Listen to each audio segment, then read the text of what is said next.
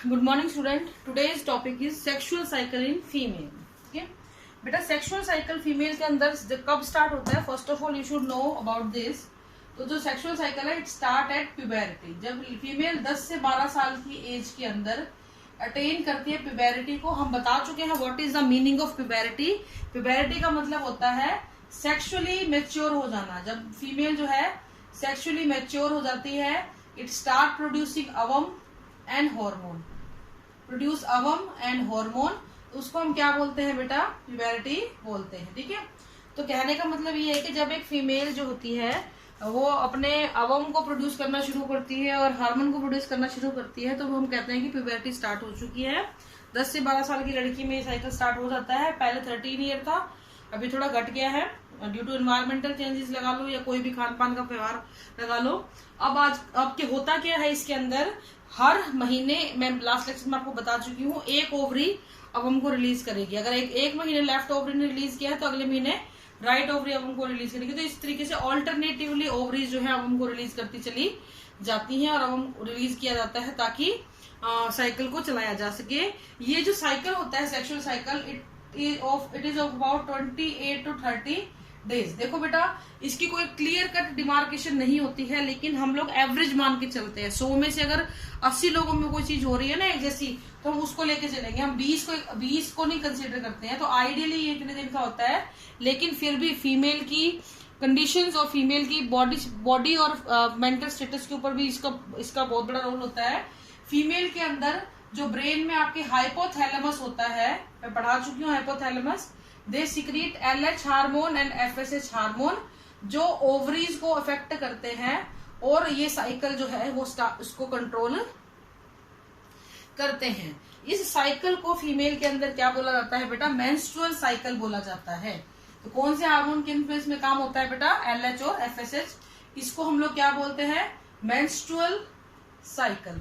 इससे पहले मैं आपको 2 टर्म बताऊंगी। एक टर्म आती है बेटा मेनार्क। जब पहली बार किसी फीमेल को मेंस्ट्रुअल साइकिल आता है, ऑनसेट ऑफ मेंस्ट्रुअल साइकिल, जब पहली बार मेंस्ट्रुअल साइकिल आया, ऑनसेट ऑफ मेंस्ट्रुअल साइकिल। ठीक है, और मेनोपॉज जब स्टॉपेज हो जाती है, जब परमानेंटली मेंस्ट्रुअल साइकिल रुक जाता है, तो उसको हम बोलते हैं मेनोपॉज। ठीक है, और उसके बीच की जो स्टेज होती है, ये सारी क्या कहलाती है बेटा? Menstrual cycle. ये साइक्लिक इवेंट है 28 to 30 डेज का। इस पूरे के पूरे साइकिल का हार्मोनल कंट्रोल होता है, यानी पूरा साइकिल हार्मोन्स के द्वारा कंट्रोल किया गया है। और इसमें फीमेल रिप्रोडक्टिव सिस्टम को सेक्स हार्मोन कंट्रोल करते हैं। तो इस साइकिल की कुछ फेजेस होती हैं, तो पहले मैं उनके नाम बताऊंगी, फिर उनको देख करके हम एक्सप्लेन करेंगे। तो इसके फेजेस होती हैं। फर्स्ट फेज मेंस्ट्रुअल फेज होती है 1 से लेके 5वें दिन तक। फिर आती है आपकी प्रोलिफरेटिव,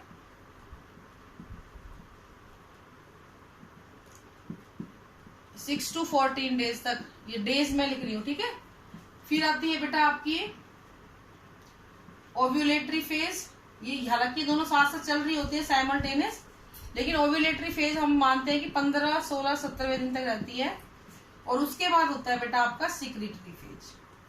तो लगभग 28 दिन का ये साइकिल, 28 डेज। और इसके बाद आपका नेक्स्ट साइकिल स्टार्ट हो जाता है। तो यहां तक आने के बाद अगला साइकिल आपका स्टार्ट वापस हो जाएगा।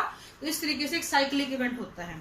मेंस्ट्रुअल फेज वो फेज होती है जिस दौरान फीमेल जो होती है, मैं इनको एक करके एक्सप्लेन कर देती हूँ अब। तो फर्स्ट फेज को हम एक्सप्लेन करेंगे। मेंस्ट्रुअल फेज,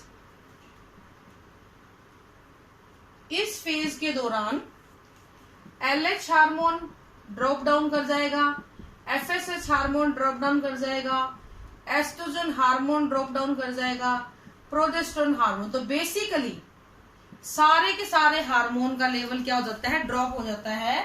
तो इसीलिए जो फीमेल की जो एंडोमेट्रियम वॉल होती है, एंडोमेट्रियम वॉल जो होती है यूट्रस की, along with blood and unfertilised अवम,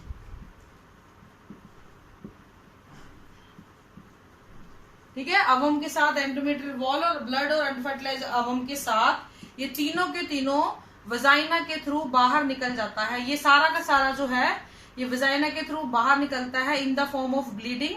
तो फर्स्ट 1 to 5 डेज जो होती है ब्लीडिंग होती है, और उस ब्लीडिंग में क्या क्या निकलता है, एंडोमेट्रियम वॉल निकलती है, कुछ ब्लड लॉस होता है और अनफर्टिलाइज्ड ओवम निकल जाता है। इस कंडीशन को हम बोलते हैं बेटा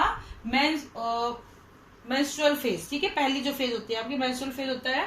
तो ये डिजेनरेटेड वॉल होती है, ये डिजेनरेट होती है तभी तो बाहर निकल पाती है ना। तो इस तरीके से विजाइना के थ्रू इसको बाहर निकलना क्या कहलाता है बेटा, ब्लीडिंग फेज कहलाती है। इसको सिक्रेटरी ब्लीडिंग फेज या मेंस्ट्रुअल फेज भी बोलते हैं। किसी में ये 1 से 2 दिन की होती है, किसी में 1 से 3, किसी में 1 से 5, आइडियली इतने दिनों की होती है। लेकिन मैं फिर भी बार बार बोल रही हूँ, it could be vary from person to person, एक फीमेल से दूसरी फीमेल में ये फर्क कर जाती है। अब ये 5 दिन ब्लीडिंग हुई, उसके बाद एंडोमेट्रियम वॉल जो थी यूट्रस की वो पूरी तरीके से वाइप आउट हो जाती है, साफ हो जाती है। फिर दूसरी फेज आती है बेटा प्रोलिफरेटिव फेज। इस फेज के अंदर क्या होता है प्रोलिफरेटिव की, वो जो नुकसान हुआ है ना पहले 5 दिनों में, उस नुकसान की भरपाई की जाएगी। तो यहाँ पे इस दौरान FSH हार्मोन का लेवल इंक्रीज कर जाता है। आपको हार्मोन जरूर ध्यान रखने हैं। तो FSH हार्मोन का लेवल यहाँ पे इंक्रीज कर जाएगा। इस हार्मोन की वजह से ओस्ट्रोजन हार्मोन, जो एस्ट्रोजन भी बोल देते हैं इसको, इसका भी लेवल क्या करेगा बेटा, इंक्रीज करेगा। और इन दोनों की वजह से क्या होगा, जो वॉल ऑफ यूट्रस थी ना, एंडोमेट्रियम वॉल, उस वॉल के अंदर ब्लड की सप्लाई बढ़ जाती है, बहुत सारे उसमें टिश्यूज बनने शुरू हो जाते हैं, उसमें न्यूट्रिएंट की सप्लाई बढ़ जाती है। तो इस तरीके से वो वॉल जो होती है वो प्रोलिफरेट होने शुरू हो जाती है, उसमें बहुत सारे नए नए टिश्यू बन जाते हैं, बहुत सारे ब्लड की सप्लाई बढ़ जाती है। तो बेसिकली वो जो एंडोमेट्रियल वॉल की लाइनिंग थी वो अपने आप को रिपेयर करती है। तो इस स्टेज के अंदर आप ये मान सकते हो कि वो जो नुकसान हुआ था ना उसकी रिपेयर करी जाती है इस स्टेज के अंदर 6 से लेके 14वें दिन तक, 6 से लेके 14वें दिन तक। फॉर एग्जाम्पल अगर आज है क्या तारीख, 17 तारीख है आज, तो 17 तारीख को अगर किसी को first day of menstrual cycle है तो 17, 18, 19, 20, 21 5 दिन अगर किसी को मेंस्ट्रुअल साइकिल रहता है तो 21वें दिन के बाद, 21 तारीख के बाद अगले 14 दिन तक जो है उनकी प्रोलिफरेटिव फेज चलेगी। इस दौरान ये सारी प्रोसेस हो जाएगा, ठीक है, फिर रिपेयर हो जाएगी। हार्मोन LH और ओस्ट्रोजन दोनों ही बढ़ जाते हैं, ठीक है। तो इस तरीके से यूट्रस को दोबारा से तैयार कर दिया गया है नेक्स्ट साइकिल के लिए। नेक्स्ट होता है आपका ओव्यूलेटरी फेज, तीसरी फेज आ गई। इस फेज के दौरान LH हार्मोन बढ़ता है। इस फेज के दौरान क्या होगा, LH हार्मोन, ल्यूटिनाइजिंग हार्मोन, मैं LH ही लिखूंगी, हम आपको बता चुके हैं ऑलरेडी बहुत बार, ये ऐसे ही लिखा जाता है, ल्यूटिनाइजिंग हार्मोन आपको याद करना ही है, लेकिन फिर भी तो LH हार्मोन बढ़ेगा, जिसकी वजह से ओवरी क्या करेगी बेटा, रिलीज ऑफ अवम होगा, यानी ओवरी के द्वारा अवम को रिलीज कर दिया जाएगा। इसको हम क्या बोलते हैं, ओव्यूलेशन। तो इस प्रोसेस के दौरान क्या होगा, LH हार्मोन की वजह से क्या हो जाएगा, ओव्यूलेशन हो जाएगा, अवम रिलीज हो जाएगा और वो कहाँ चला जाएगा, फैलोपियन ट्यूब में चला जाएगा। नेक्स्ट होती है बेटा लास्ट स्टेज, सिक्रीटरी स्टेज। इस स्टेज के अंदर क्योंकि अवम जब प्रोड्यूस हो गया है तो प्रोजेस्टेरोन हार्मोन रिलीज होने शुरू हो जाता है। कहां से, प्रोजेस्टेरोन हार्मोन रिलीज होगा from corpus luteum. Corpus luteum, एक चीज ध्यान रखना, प्रोजेस्टेरोन रिलीज तभी होगा जब कॉर्पस ल्यूटियम बनेगी, और कॉर्पस ल्यूटियम तभी बनेगी जब अवम रिलीज हो जाएगा। तो प्रोजेस्टेरोन हार्मोन रिलीज होना शुरू हो जाएगा। इस प्रोजेस्टेरोन हार्मोन की वजह से बहुत सारी ग्लैंडुलर एक्टिविटी बढ़ जाएंगी, ठीक है, ग्लैंडुलर एक्टिविटी बढ़ जाएंगी यूट्रस के अंदर, और एक म्यूकस बहुत सारा बन जाएगा, और एक म्यूकस का प्लग जो है वो वजाइना के ऊपर आके अटैच हो जाता है। तो इस तरीके से यूट्रस और वजाइना की ग्लैंडुलर एक्टिविटी बढ़ जाएंगी। ये क्या करती हैं, अगर जायगोट ने इम्प्लांट होना है ना तो उसके लिए हेल्प करती हैं, अदरवाइज ये किसी भी काम की नहीं होती हैं।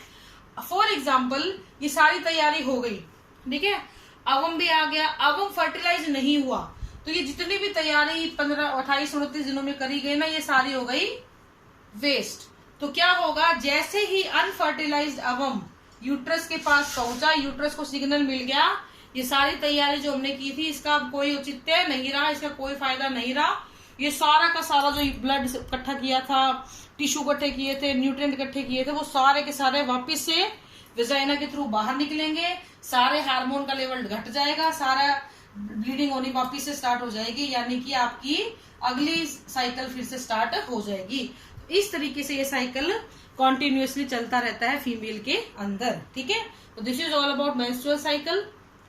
बाकी हम नेक्स्ट बात करेंगे। Thank you, have a nice day.